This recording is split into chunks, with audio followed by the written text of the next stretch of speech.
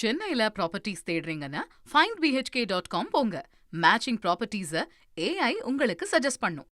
மதுரை அலங்காநல்லூரில் நடைபெற்ற திமுக நிகழ்ச்சியில் பேசிய ஓ பன்னீர்செல்வம் அதிமுக பொதுச் செயலாளர் எடப்பாடி பழனிசாமி குறித்து கடுமையாக விமர்சித்தார்.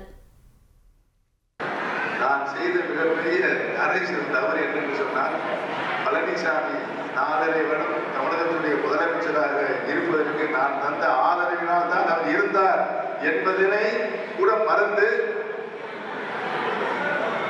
அம்மா அவனை எனக்கு 2 தடவை முதலமைச்சர் பதவி கொடுத்தாங்க.